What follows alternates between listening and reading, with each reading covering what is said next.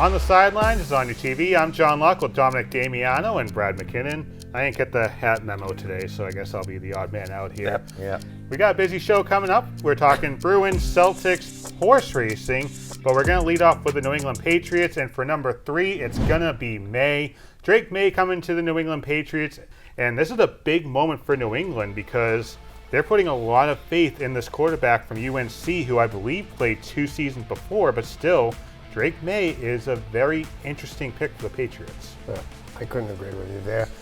More there. I do want to see what he's capable of. I mean, me and Don both said how we wanted Daniels, and obviously that didn't happen, but we did need a quarterback. We didn't trade the pick, so I'm glad that that's what we stuck with, I guess, for now. I mean, I wanted Harrison for third and then look at Penix down the road, but if you look how the draft went, probably wouldn't have been there with our second pick if we did that trade with the Vikings. I do like Polk being on the same offense with Rome there, still putting up, I think it's 1,174 yards, 1 fumble, nothing too serious when it comes to turnovers or anything, but he's a really good very good wide receiver playing man coverage. So I looked at the stats. I think it was him and Baker, the other kid that we drafted, were actually were 2 out of the top 3 when it came to playing against man coverage. So that's a good thing for the Patriots stat. I know the Bills aren't really a man team, or the Dolphins kind of do, but just good to see us finally bolstering up our offense. It's been a while since more of our picks have been offense, and hopefully the 2 tackles and the guard, hopefully one of those hit, because we need line bad. We got the wide receivers, we got a quarterback, hopefully they pay off, but we need one of these 2 linemen to pay off, or else what was the point of grabbing both of them, you know? And everything except for 1 draft pick was focused on the offense, which is surprising considering everything we've seen with Bill Belichick focusing on defense, focusing on steals and things like that, kind of, projects, if you will. But with this draft, it seems like there's a lot of players that are ready. But for the Patriots, it's important, Dom, to realize that for the fans, this team isn't going to win the Super Bowl. They're not going to make the Super Bowl. It's important to realize that a goal is to be in the hunt for the playoffs. Right. And for Drake Maye, it's important to realize that the mini camp for rookies coming up, the OTAs, the training camp, that's going to be very important for him as well. So for Drake Maye and the fans, this is a very important 2024 season coming up. We just want to see that wants to compete. You know, like we talked about before, they actually had a normal draft. Quarterback they needed, 2 linemen they needed some receiving depth. They got that, and they actually walked out probably a decent cornerback that was hidden there that nobody really knew about. All we want to do is see this team compete. We're sick of the last 3 years sitting there being the step on for all these other teams as they walk into the playoffs. For crying out loud. Yep, and we're boosting everybody else's stats. You know, whoever it may be, whoever we're playing at the time, it just gets old. Now, like you said, with the all the practices coming up, this is the time for these kids, if they really want to be an impact. And for this team, this is where they have to step up. And reps, they just need as many reps as they can get. Very interesting pick was Joe Milton III from Tennessee. He is a quarterback. A lot of people think he's going to convert to tight end, but I believe he said and the team said that he was drafted to be a quarterback. To me, I think that could be a potential steal for the Patriots and maybe someone that gets used as a trade in the future. Absolutely. We don't know. We're all hoping Maye's the savior and can run an offense with the talent that he has. You know, he's going to be taught by Brissett. Great guy. Never heard anything bad about him in the NFL, so he's going to have a good teacher. But as far as, again, I keep on thinking about these wins and losses. I just want to see a team that competes. That's what it comes down to. We're sick of being the stepping stool for the last 3 years for all these NFL teams. Well, you mentioned Jacoby Brissett, the probably starting quarterback week 1 for the Patriots. Gerard Mayo focused on Brissett when somebody asked him if Drake Maye could start right away or if this is going to be one of those development situations. And he said, I think I go back to Bill. I don't think many rookies are ready to just jump in and play. At the end of the day, our philosophy is the best players will play. Coming in as a rookie, hopefully he's a sponge. A lot of good players in that locker room. look, Jacoby understands. He's a mentor. He's very smart, has great leadership skills, and hopefully Drake can learn something from him as well. I would say we're going to compete all spring. We're going to compete during training camp, and the best player will start. Maye went on to say that this was a collaborative effort from start to finish. Quote, I thought it was great at the very beginning we gave the coaches an opportunity to look at a group of guys and to grade them. The coach, they actually wrote reports, so it was a good professional development thing for those guys. Honestly, I would say overall the draft room was very cohesive. Everyone was on the same page. There were tough decisions that had to be made, but at the same time, we all felt pretty good or feel pretty good about the haul that we just brought in. Not really a lot of moving around the draft board or trades. I don't know if I take that at face value. To me, I feel like Jerod Mayo was pushed down a little bit, and this was a draft that was basically Jonathan Kraft and Elliott Wolf basically giving Mayo the players that he's going to deal with. Yeah, and I mean, when it comes to how we drafted, I'm just so happy that we did grab the offensive guys, and it would be nice to know who is making those picks. Because, I mean, we all know Bill Belichick was the GM while he was here, and they haven't given anyone a title. Like you said, it could be the Son, it could be Wolf, but no one knows. And, I mean, we are going to grade them at some point, and I'm not too disappointed on the draft. There were things I would have liked to see, but I'm not the GM of the New England Patriots. I'm just a guy on the sidelines tuning in. It's a very prestigious position you're in here, a co-host of an Access TV show. Yeah, like you said, is it Mayo making the picks? Probably not. Does he have a say? Maybe. To me, this is Elliott Wolf, Jonathan Kraft, Robert Kraft perhaps giving his blessing. But like you said, for all we know, the freaking Sam Adams guy in the 300s or the cotton candy vendor in the parking lot, he could be making the picks. Could be Todd Angeli. Who knows? Yeah, this Patriots team thinks that they're heading up Fort Knox. They're a football team. You need to have that pipeline. As we go into the future, I hope that's what happens, because don't forget, for 20 years, this was a monarchy, basically. Oh, yeah, 100%. Right. Brad, you mentioned draft grades, and everyone came out with their draft grades. CBS Sports gave an A, a B minus. Fox Sports gave the Patriots draft a B plus. NFL.com a B. Yahoo Sports an A minus. And Mel Kiper Jr. a B. So what grade do you give the Patriots draft? Me personally, I give them an A minus. I do, because we needed offense and we bolstered up on the offense. You know, I was maybe feeling a little B plus, but when you get the wide receivers the Baker dude, hopefully he's good. You know, we got him deep. I heard he was kind of the surprise that he got picked that late. But I will give them an A minus because we got linesmen. Drake Maye, hopefully. I mean, some of his highlights you see, he's out there throwing right-handed, throwing left-handed, making plays. I know he played in a lower division in college, but he was making plays. And as people said, he could be the next Josh Allen. Let's see him be better than the next Josh Allen, you know, because it will be nice when the Patriots can get back on top of the AFC East. And I know it's not going to happen this year, Right.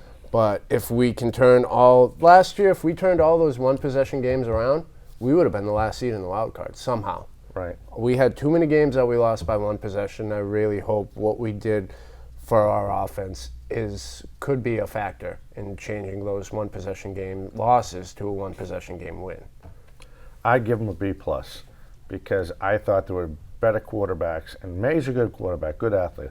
I just felt like there were better quarterbacks at that position that we could have took. I thought Penix was better than Maye, just with the team he had around him to go as far as they did. As far as the wide receivers, again, overall, I'm thinking B plus. I'm going to go with a C. And this isn't to say that I hate the picks overall. The Patriots did what we expected. They kind of did the color-by-number draft. There was a quarterback position that needed to be filled. You drafted a quarterback. A wide receiver position that needed to be filled. You drafted a wide receiver. To me, they just didn't go as adventurous as I thought they would. I thought there'd be a little bit more movement at the front of the draft. Maybe with that second-round pick, I thought they'd trade up maybe to maybe make a higher pick. Jalen Polk, that's a good wide receiver. The only issue is the comparison that a lot of people have for him, N'Keal Harry. And we remember We don't N'Keal like to Harry. hear that. Not We very do good. not like to hear that. N'Keal No. Harry, there was still DK Metcalf that was available. There were a couple other talented receivers that were available. Did the Patriots make the same mistake here with Polk? Time will tell. We talk about Maye. Was that the right pick or not? Are Patriots fans happy or not? I mean, whether it was or not, you could be a fan of the Atlanta Falcons, who just completely blew people's minds. Unbelievable. And instead of drafting what you probably need to, went ahead and drafted Michael Penix Jr. with the 8th overall pick. And this comes just weeks after spending $180 million on Kirk Cousins. So now people's minds are blown. Yeah. Penix probably isn't going to start this season. And you have a quarterback who's pissed off at the general manager of the Atlanta God, Falcons. Yeah, 100%. So what do we make of this train wreck? That's exactly what it is. Yeah. Is a train wreck. You pay Kirk Cousins all that money, and I mean, Kirk Cousins is a great quarterback. I really do think he's a great quarterback. He throws bombs. I mean, Minnesota didn't have that much the past few years for him to work with besides Jefferson.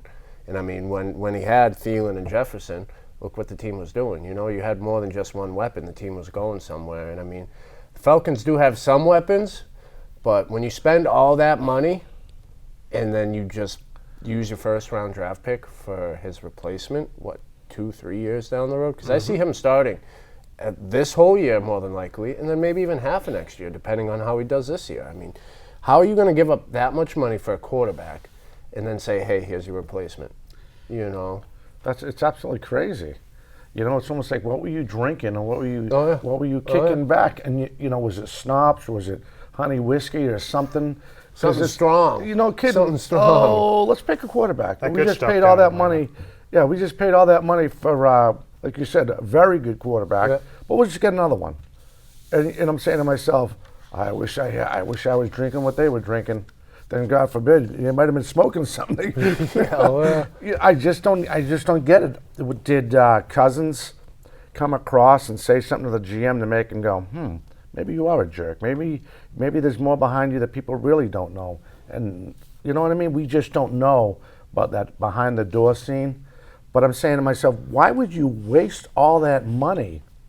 And I'm terrible at saving money. And I love to spend money. And you think to myself, $280 million, and you just got this other kid. You know, I wish he was on the Patriots, but whatever. And now it's your head. It's almost like, what are you know, oh, there's a drink for you, there's a drink for you. Hey, the Penix, take it back. And then, oh, you want Penix? Yeah, we'll take Penix. No. You don't know what happened in there, you know? Here's a mind-blowing thing. It's reported in NFL media the Seahawks, Saints, and Raiders were trying to trade up into the top 10. Atlanta didn't think that they have a good quarterback in Kirk Cousins. Granted, he's coming off that Achilles injury.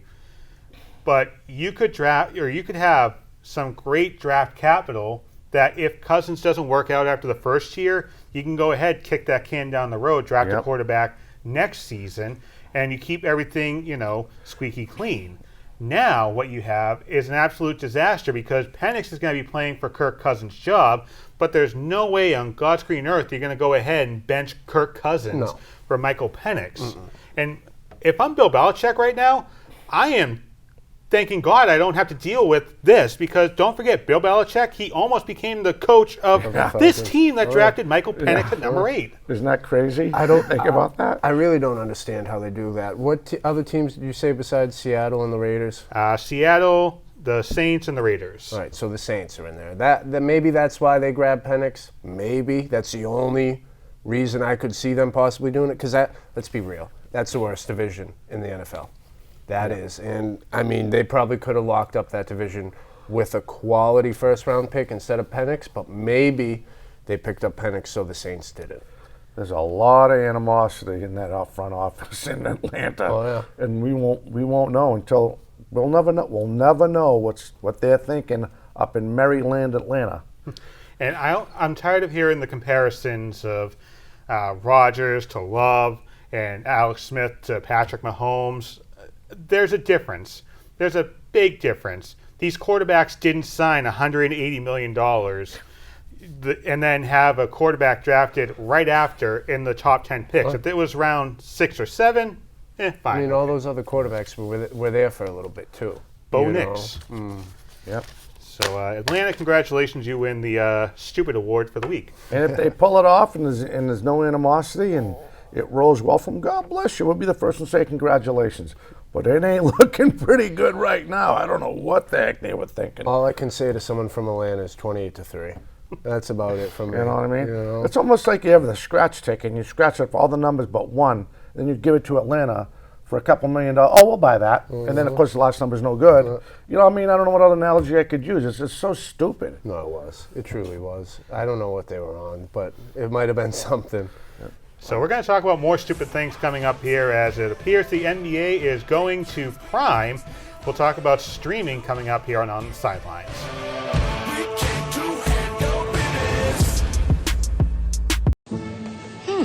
Maybe you can make retirement happen.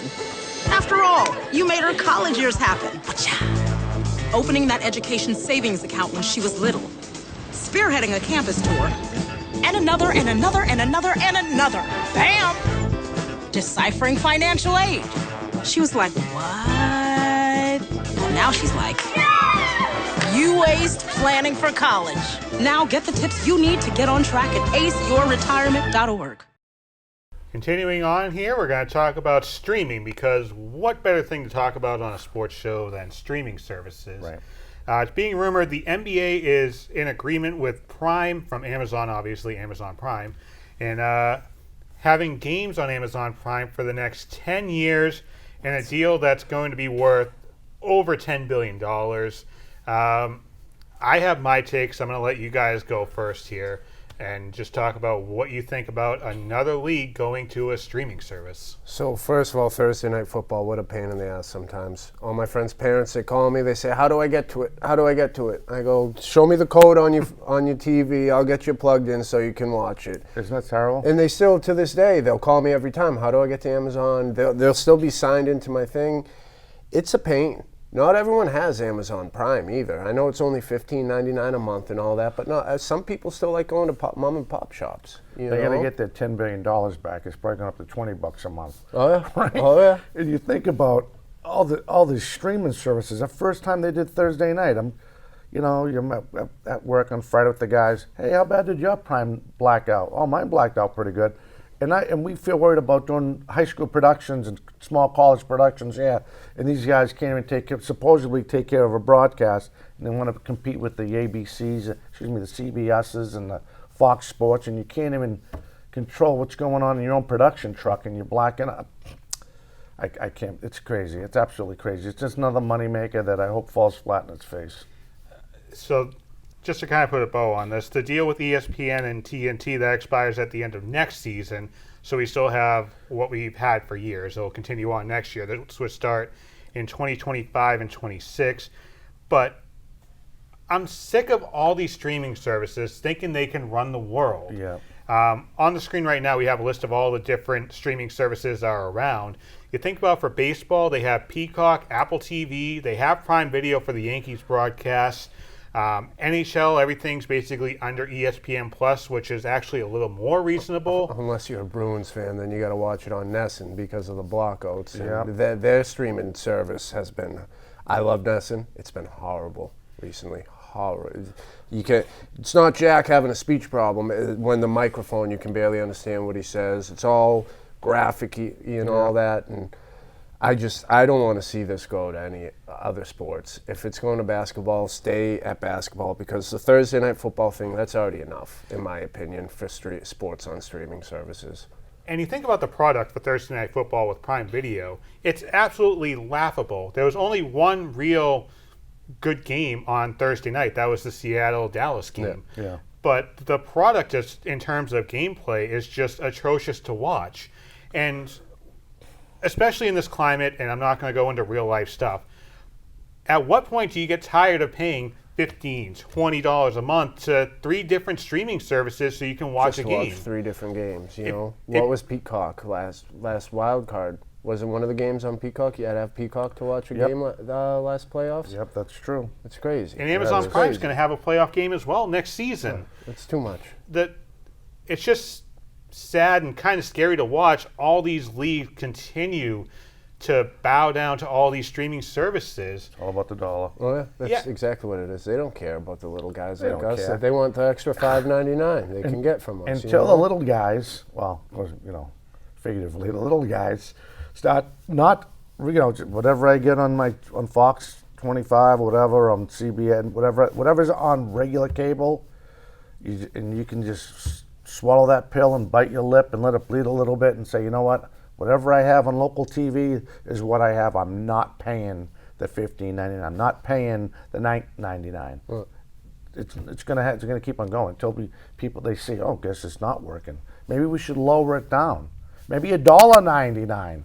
You know what I mean? That's still, if you think about the geographics of this country, $1.99 per month, you're still making a lot of money. But you're going after everybody for $9.99, $19.99. That's crazy. Charge us $1 for the playoff game, There you go. It doesn't need to be, you don't need to pay a whole month, because most of the people that did do that for the playoff game, I guarantee you that subscription was canceled if it even got charged, if there wasn't a free trial, And we saw in the graphic all the money that's being paid annually by these networks for different leagues. $1 billion a year, $2 billion a year. After seeing those numbers from Sportico, I don't ever want to hear another team, another player cry foul for money, because they're getting paid $50, $60 million a year for a service that we can't even watch and criticize without paying $20 a month, which obviously turns out to be, what, $240 a year? Oh, we can criticize, but they ain't gonna listen to us because they have it all set that, well, if I can't sell it up the north, I bet you I can sell it down south, because they're silly enough to pay all this money. They're hardworking because they're foaming at the mouth. They want to watch the games, but all of us have to kick back and say it ain't worth it. I'm just going to watch what's on local cable TV. If I want to watch the Bruins play Nashville and I can't get it because now everything's on this other, let's say Prime Video, hypothetically, and I don't want to pay, you just have to bite the bullet and look at your ESPN app or look at some app to get the score. And until that happens, they're going to keep on charging us. Well, they're going to stick it to the consumer. It's crazy how they even think it's a good idea, because a lot of people, I mean, my generation at least, we know all the websites that you can go to watch all these games for free and all that. Yeah, sometimes the Bruins might score 2 minutes early and you get the notification before you see it, but you still got to watch it for free. Especially when I'm betting and I'm watching a game on TV, but I get an update on ESPN. Oh, we did win. Uh-oh. What happened? Don't stare into the light. No, that's the commercial light. That means that we have hit our time. And that might be Amazon Prime chiming in saying, stop talking about us. In the end, just support local broadcasts, and we have the buzzer coming up next. Hey, Hard, what's this? That's my resignation letter. You're resigning. Why? Because you're constantly ignoring me. You're half as active as you used to be, and you eat stuff like this. You've been putting me under a lot of pressure lately. That's why I'm ready to quit. I forgot. I'll do better. Please, don't quit on me. Okay, but remember, it's not what you say, it's what you do. Listen to your heart. Don't let it quit on you. Let's go for a walk. Uncontrolled high blood pressure could lead to a stroke, heart attack, or death. Get yours to a healthy range before it's too late. Back here in time for the buzzer, we're going to talk basketball, and Joel Embiid, as of this recording, is 1 game away from elimination, and he has definitely had himself a first round, almost knocking out Jalen Brunson on a moving screen and almost dislocating Mitchell Robinson's leg. A lot of people say that he's a dirty player. I'm a Celtics fan. I don't think he's a dirty player. Clumsy. Is he drained? Yes. The Mitchell Robinson play, that was dirty. The Brunson play, that was just a moving screen. I wouldn't freak out too much about that. Are we making a big deal about Joel Embiid, or is he indeed a dirty player? So he's not the cleanest, but when you're that big, it's kind of hard to be a clean player in basketball, in my opinion. But I'm not a big fan of him. I mean, we've had a few matchups versus him where he's done some stuff and he walks away like, oh, I didn't do anything and all that. But I haven't watched most of that series, to be honest with everyone that's watching and here, so I can't really say much on him. It's just, I'm not the biggest fan of him. That's the best way for me to put it. Like I said, he's a big, tall guy. Exactly. He's a klutz. It's hard. When you're that big of a dude, it is hard to play without whacking someone. I mean, if he's up against LeBron, you know LeBron's going to grab his arm after every play, you know. Yeah. No, you're right. I mean, like again, he's a klutz. He sits down. He can't keep up with the normal speed of a power forward, a guard, shooting guard, point guard, because he's too. As my grandfather said, he's a lummox. He just has this body where. And then he had a knee injury. Didn't he come up that knee injury early in the season? So he's battling that. He's trying his best to compete with. He can't do it. That was a dirty play that he had that one time, and then the other incident you mentioned, it was just that he's just too damn slow. Yeah. First of all, Philadelphia should be fined or something for forcing Embiid to go back out there after the knee surgery earlier this season. He's been looking like he's 3 steps short of where he needs to be. The Mitchell Robinson play, that should have been a flagrant foul at the very least. That should have been something that got him suspended for a game. It's preferential treatment. That's fine. The Celtics had that with Jason Tatum at times. Like I said, is he a dirty player? No. Is he good for the league? Because all he does is go to the free throw line. It's maddening to watch as a basketball fan. Slows the game down. But I think, like you said, he's not a dirty player. He's just a klutz that gets tired because of his size. I mean, he really is.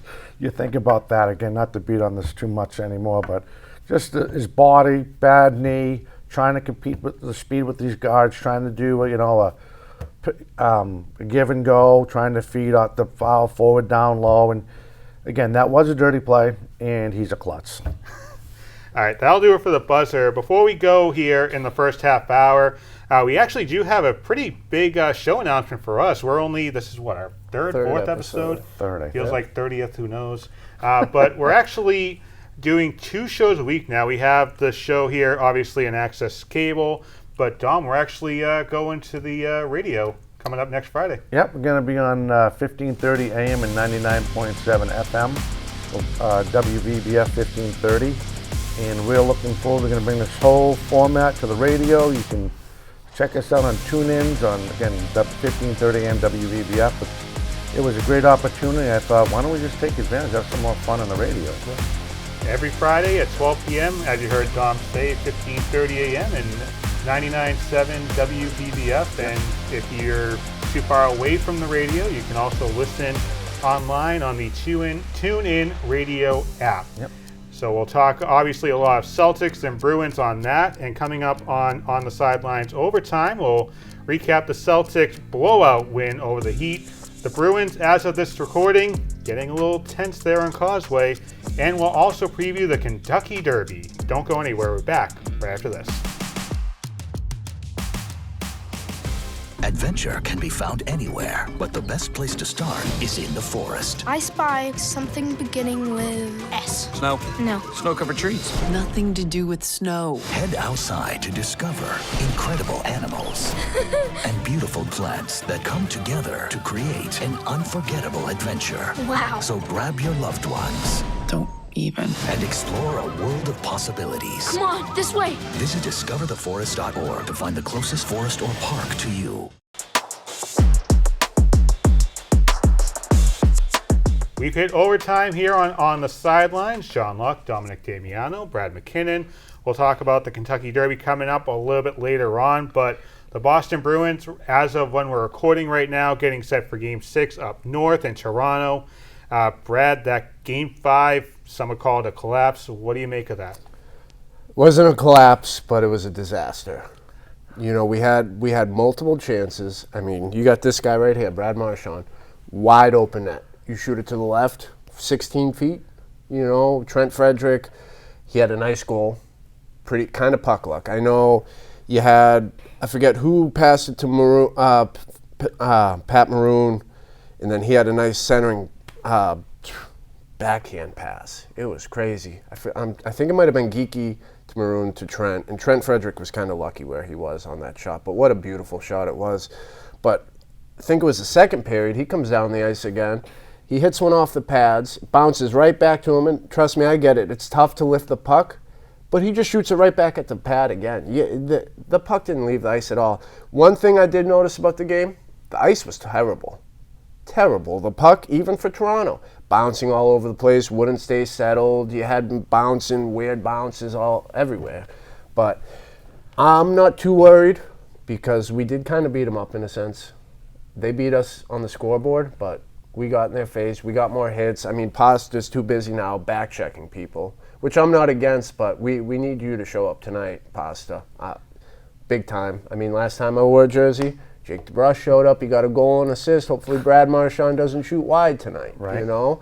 It's always, I mean, I hate to sound like a typical non-Bruin or Toronto Maple Leafs fan, but it's always a series between these two teams. Hopefully this one doesn't go to 7 because that's kind of kicking the dog, you know, how many times it's happened. And we have won both times in Scotiabank, so hopefully we can continue that tonight.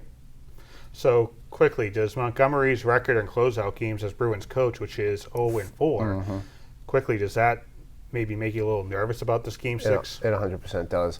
My biggest worry is putting in Linus. You can't. Swayman, the Game 5, that was nothing on Swayman. Like I even said Linus was standing on his head in Game 2. But Swayman, every single game has.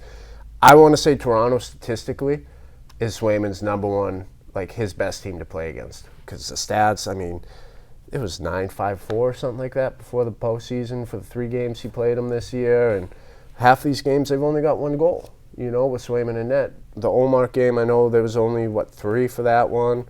And then Game 1, the Game 1 was 5-1. I think every game Swayman's been in, only 1 goal has been scored on him.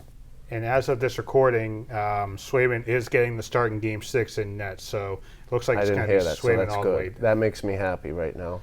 So obviously things can change. We're recording this, 4 hours before the face-off. Well, no, one thing I don't like, though, and I spoke about this on the first episode, next man up mentality.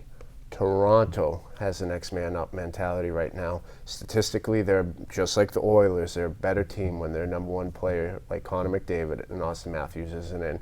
And Austin Matthews, yet again, is not playing tonight. So we need to make sure that we don't let the next man mentality take over us. Because if we lose Game 6, I'm worried about 7.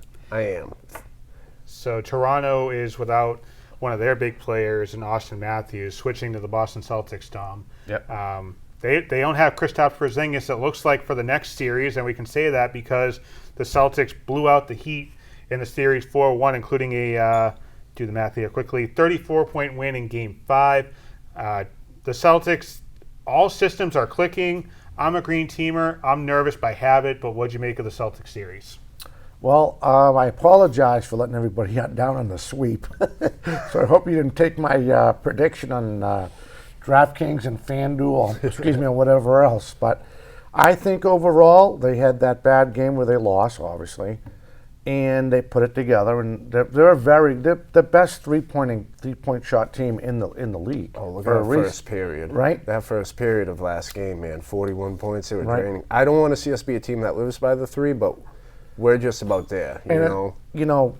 And it's not like you have to worry about certain players. Everyone on that roster is capable of hitting the big shot, the three-point shot. 100%. You know, when you have that, having the big guy that you're missing, that's just extra frosting on the cake to have him down low. And he's hit the three-point before. He's an athlete. So I like the way they finish it off. I mean, again, Miami's not a great team, but they're a playoff team. That's why they were able to win 1 game, right? And if you think of the roster of this Celtics team, I just like the feeling going again. I don't care. I'll play the Magic. I'll play Cleveland. I don't care. You still have to be able to run with us. You have to be able to keep your percentage shots up with us when we hit the big 3, or we make the inside cut play, or the wing, it goes baseline deep and hits that shot. And there's not that many teams that can do it. So quickly, I'll give my take on the Celtics first. It's really important when you look at the series as a whole. Jaylen Brown averaging just under 23 a game. Derek White averaging just over 22 a game. Jason Tatum averaging just under 22 a game. To me, for the Celtics to win the championship, first of all, you need Kristaps Porzingis in there. But for the Celtics to have the best shot at winning a title, Derek White has to be there. Yep. Derek White's that decoy that nobody really respects for some reason. And for the Celtics this offseason, they need to seriously look at re-signing him because I have a very strong feeling Miami will try and swoop in and sign Derek White because he's almost like a Miami player in Boston. Yeah. And I like what you just said about Derek White, how not too many people respect his talent. I mean, let's look back last year when we played the Heat. There's 0.9 seconds left on the clock. Who makes it so there's a Game 7? Derek White. That was versus Miami, I believe, last year, right? Game 6. Yep, Game 6 was that forced Game 7. Yeah. Derek White, you need to re-sign him. You do. He's a great player. If you still want to compete. Yeah. If you still want I know. Is Tatum's next year or the year after? So I believe Tatum can sign his Supermax this offseason, and he will. But still, the Celtics are over the salary cap. They're at that second tier. At this point, just put it all in there. Sign Derek White. Just keep this thing going because to me, Tatum and Brown, they're obviously your two superstars, but Derek White, he's the cog that makes the machine go. Absolutely. Oh, my God, absolutely. Again, so much talent on this Celtics team. And, again, the big guy is just icing on the cake. If you get him back after I was so, when I saw the boot and they were showing pictures of it, I'm like, well, that boot goes up to my hip. So that's a big boot. Oh, yeah. And it was just a precaution. Take some weight off the ankle, I guess, something like that. Again, you need him. If you should be able to get by the second round, and I believe this will be the semis, right? Then you have the quarter, you have the finals for the conference. You need him there to finish it off. So reports say that he'll be back for the conference finals, but just quickly, I don't want the Celtics to face Cleveland because it's going to be tough to balance Mobley and Allen in the paint, but time will tell. They have some time off. They'll either play Game 1 coming up on Sunday afternoon or Tuesday night. But should be a fun postseason still for the teams playing on Causeway. We'll take a quick break here. We'll be joined by a guest here. Our resident Derby bookie, Jeff Fowler, comes out and joins us next.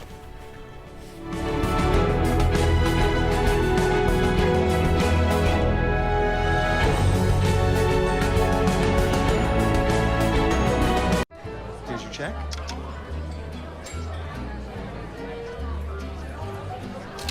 Oh, you got it. Since I got rid of my car, I really enjoy walking. Okay.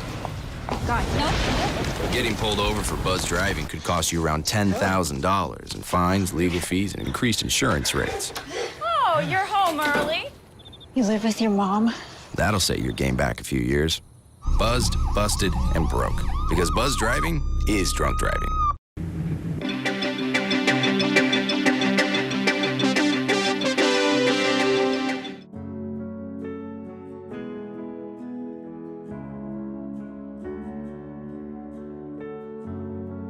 There have been many members of this corporation who have served voluntarily and spent many hours of their personal time to work toward creating a local network with varied programs to serve the community of Bridgewater. The BTV Access Corporation over the years has provided a platform for many individuals to express their creative ideas and different programs of interest to this community.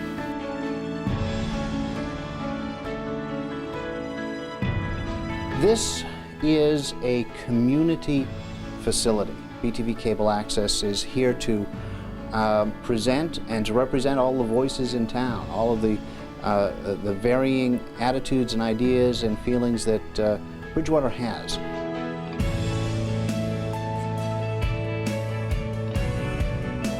In 5, 4, 3, 2.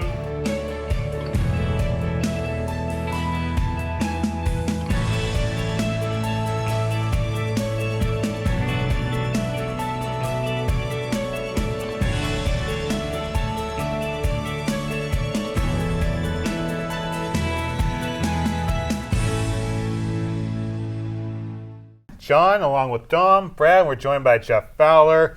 We call him our resident bookie here during the Triple Crown time of the year. Big time of year. Also the station manager for BTV, That's true. by the way. Yeah. That's a job that actually pays. Oh, well, sometimes the dirty pays too, my friend. That's why we're here. So the first Saturday in May means it's time to talk the Derby, and I've seen you going over historical facts, parental lineage for these horses. So what are we looking at for the Derby? You know, it's the great thing about the Derby. This is the one race during the year where you have a pretty good chance of making some money because everybody in the world is betting on this race. So the betting purses are pretty high up there. I think you want to have some fun, and see what happens. I always advise everybody this is a race where maybe you win a little lunch money, some extra coffee here or there. Let's not be putting mortgages on this or anything else. Let's just keep it fun and enjoy yourself. And everybody's different. Sometimes it's good to bet the name, bet the color, bet the jockey, or in your case, hope the winner decides to go lace on some drugs, and then your 70 to 1 shot gets in the top 2. And Really? You go and cash in some money. So You just want to tell the story instead of just teasing it? So this was a few years ago where the favorite of the race was disqualified after about 25 minutes of judges looking at the results, and John happened to have one of the longest shots in the race that ended up finishing in the top 2, and so John was cashing, I think it was about $1,500 win. Wow. You know what? I do remember that now. I thought you were lying. Was that Gronk's horse? No, I forget. A few years, yeah. I just went on the odds and the name, and I said, "Oh, this seems like something good to put like $5 on or whatever." And yeah. So everybody, you're going to hear about Fierceness. That's the favorite in the United States. Interestingly, Fierceness is the 5-2 favorite in the U.S. However, my pick, Sierra Leone, is the second favorite in the U.S. It's the favorite in every other country right now in the world. So that's an interesting tidbit. But 5-2 morning line favorite on Fierceness. The Todd Pletcher trained horse. Johnny Velasquez is the jockey. Strong, fast horse. I will say Fierceness has the potential to break early and get on the lead. If he does that, this could be what we call a merry-go-round race where the result just doesn't change. Same horse, same order, all the way around the track. But Fierceness has never actually passed a horse in his career, and I think that's kind of important, especially when you get in a race like the Derby where you have 20 horses on the track. And so, this is not an 8-horse race. You have 20 horses out there. And we did have an interesting development this week with Encino being scratched, which allowed one of the what we call also eligible favorite horses come into the race. So now your horse that has taken the outside post in Epic Ride actually is the fastest horse on the outside. Wow. So now your concern is that if Epic Ride kind of gets out there first, that's going to give some traffic for Fierceness. And as anybody has seen a Kentucky Derby, once horses get into traffic, they can get in trouble, and you can see the favorite get shoved to the back pretty quickly. And that's a problem because Fierceness is not a closing horse. There's not a lot of late speed. Again, has never passed a horse in his career. So I'm probably leaning more towards the second favorite, which I just checked before we began recording, is right now going off at 5-1, and that is the Chad Brown horse in Sierra Leone. Tyler Gaffleon, the jockey who we call right now Mr. Kentucky, been very hot in the local tracks, winner of the Bluegrass Stakes over in Keeneland. Sierra Leone, a late running style. It's a very strong closer. Probably a horse that's going to want to kind of get, mid-pack, waits about the second turn, and then you'll see him make his move to the outside, and we'll look to close. Also a note, Sierra Leone very good at navigating the wetter course, so if there are any thunderstorms on Saturday, which there have been some forecasts in Kentucky, Sierra Leone would be your better horse on a wetter track, so that's something to consider. I feel like a lot of people, maybe they started going glass-eyed a little bit when you started talking about odds. Just kind of in Cliff Notes version here, people are seeing the Derby, they want to place a bet. What are some of the things they need to plan for? Because I know you have the win, play, show, you have the boxes, you have the trifectas. There's like other stuff I don't know. So there's a couple ways to you want to have fun with it. So some of the basic terminology, win, place is second, show is third. We have what we call exactas, which are top 2, trifectas are top 3, superfectas are top 4. Especially in the case of the Derby, you can find a launch shot that comes in third or fourth and would actually pay much more coming in third or fourth than a winner will pay winning the race. So that's something to consider too. So I always like to kind of mix up, have some favorites, have some launch shots in there. There's 20 horses in the race, so really you can't bet them all. So you kind of look for maybe a few and put some money on a few and see what happens. And I like two styles personally. I like a dollar exacta box, which what that means is wins are based on $2 bets. So if it's a dollar bet, you would get half the price, but it would also cost you half. So a dollar exacta box, I like to put 5 horses in there. It costs $20 total for the bet. Most cases on a derby, if you hit an exacta, it's going to pay somewhere to $300. So based on $20, that's not a bad return on investment. And if you lose $20, it's $20 once a year. Who cares? So that's something to consider. Another bet that a lot of folks like is the win play show. Maybe put $5, across the board. It's $15 total. Another thing that's nice, find some friends, maybe your neighbors, maybe your family, split it with them. So again, one person's not losing a ton of money here, and maybe you win, something for a pizza or some dinner or something. And again, have some fun. I think people get more of the thrill of actually picking the winner than they do the financial basis of it.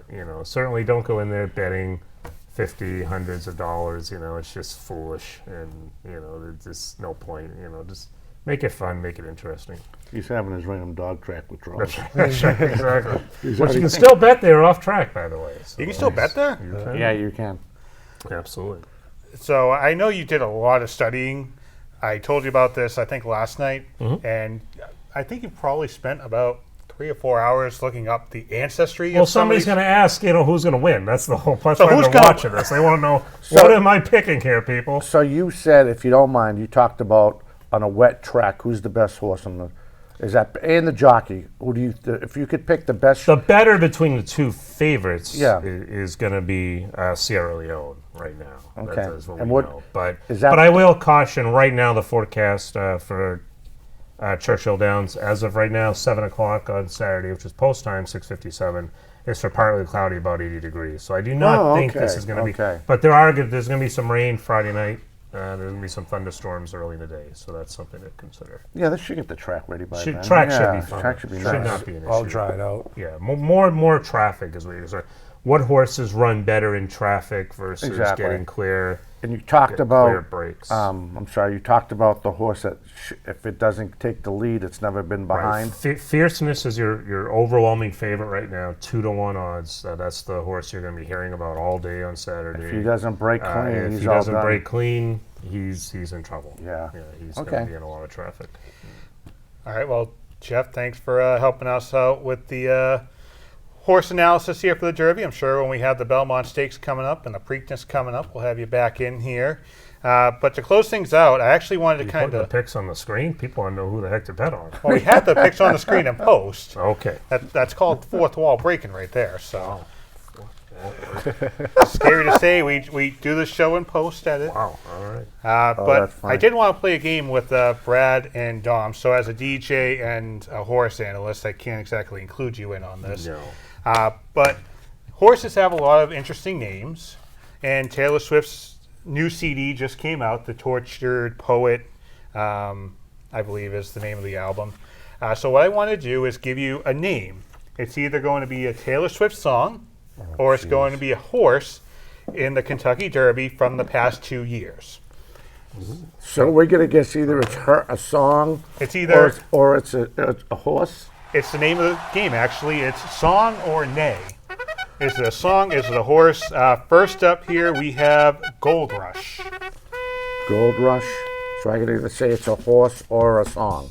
It's either a Taylor Swift song or it's a Derby horse. I'm not a Taylor Swift fan. I know, that's what makes this game even better. Either Taylor Swift, brother. No. Right? I'm gonna say that's a song. Let's say horse. Tom's up 1-0. All right. So next up we heard about Fierceness. He's the she's the Derby favorite, right? He. All right. So he is a Derby. She would be running on Friday if she were the favorite. That would be the Kentucky Oaks. That's the female race. Well, we have Fierceness. Let's talk about the next song here, or the next horse potentially. Let's go Confidence Game. I'm gonna say that's a horse. I guess I'll have to say it's a song to go against them. Dom's up 2-0. All right. So Confidence Game actually finished 10th in the 2023 Kentucky Derby. Wow. Next up, we have Invisible String. That sounds like a song. With her, sounds like a song. It sounds like a horse. All right, Brad's on the board, so it's 2-1 Dom right now. Oh boy. That came off of Folklore. I think that was leads over, 2008, right? The CD. Next up, Jeff knows. Oh yeah, Big Taylor Swift fan. He's the one that told me, 2 days after the Super Bowl, him and Kelsey unfollowed each other on Instagram. Aren't they getting married? I thought They went to Coachella together, I guess, but 2 days after the Super Bowl, they both unfollowed each other on Instagram, so who knows? Next up, Fearless. That's gotta be. Is there an answer to say both? The name of the game is Song or Nay. There is no both in Song or Nay. Interesting. So. Nay. I'm going to say song. All right, Dom's up on the board here. 3-1. Fearless is a song from Taylor Swift, originally released in 2008 and re-released in 2001 off of the Fearless Taylor's version album. Next up, Reincarnate. I'm going to say that's a horse. It's a horse. It is a horse indeed. Reincarnate came in 13th in last year's Kentucky Derby. Next up, Bad Blood. Bad Blood is definitely a song. I'm a Kendrick Lamar fan. That's a song. There you go. See, now we're starting to click on here. We're coming to the end of the game, but now we're starting to click on. Next up, Society Man. Horse. That's definitely a horse. It took a while. We're starting to click here. Society Man is coming out of the 20th gate in this year's Derby. When I saw the odds, it was 50-1, so that could be my horse. Who knows? And finally here, Fortnite. Song or Nay? Fortnite sounds like a horse. It's a song. I've seen the music video. It's a song? Yeah, it just came out. From the Tortured Poets Department. Post Malone, I'm pretty sure, is in that song. Yep. It was all over the social media. That's apparently the song of the summer. Is that right, Jeff? That's what I'm hearing. With those two names, probably is. That's probably is. I'm not a fan of either of those two, but a lot of people are fans of both of those people, so that probably is. So, thank you guys for taking part in the first edition of Song or Nay. Thanks for having us. And we thank you for watching this episode of On the Sidelines. We'll talk to you next week, same time, same place. Don't I get a prize? Yeah, some Bruins tickets for you. There you go.